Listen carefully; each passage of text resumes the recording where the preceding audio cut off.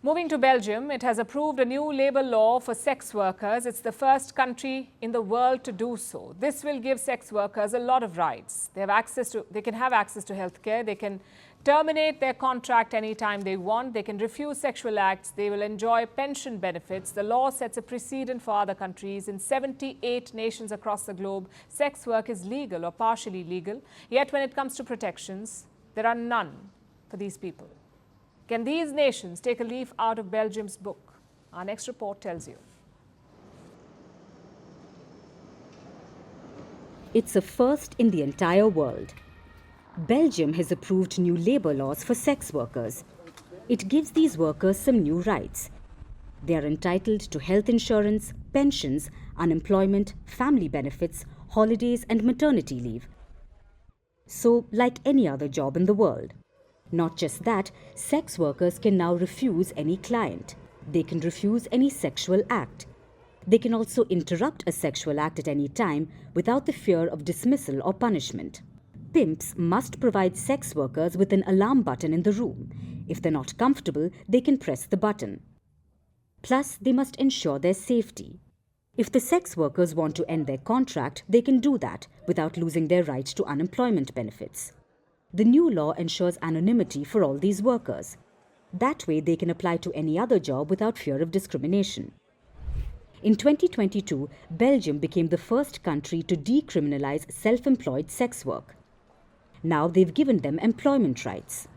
The new law is a world first, and it sets a precedent, because while prostitution is legal or partially legal in 78 countries across the globe, when it comes to protections, there are few. Legalizing prostitution was about making it safe. It was about giving workers access to healthcare or government services. Instead, it turned into a major industry, generating millions in taxes, but doing little for the workers. And this is a situation where it's legal. So imagine the situation in countries where it's not. But that doesn't mean sex work doesn't exist there. It just escapes legal scrutiny. And that means more discrimination for the workers.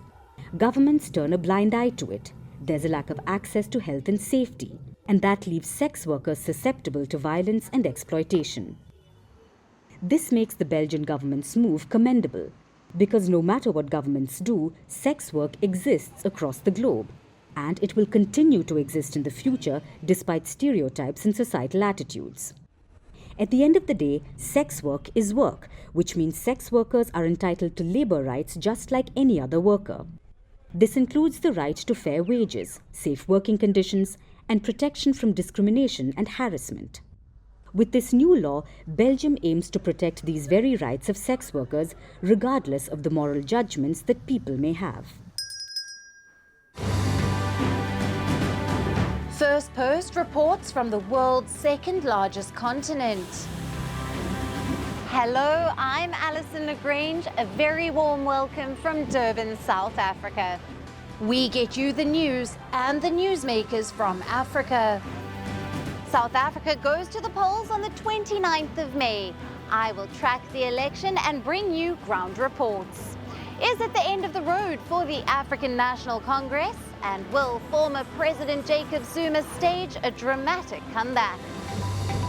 From elections to climate change, to innovations and opportunities. As the world's attention shifts, we report from Africa, the heart of the global south. Join me every weekday live on Firstpost.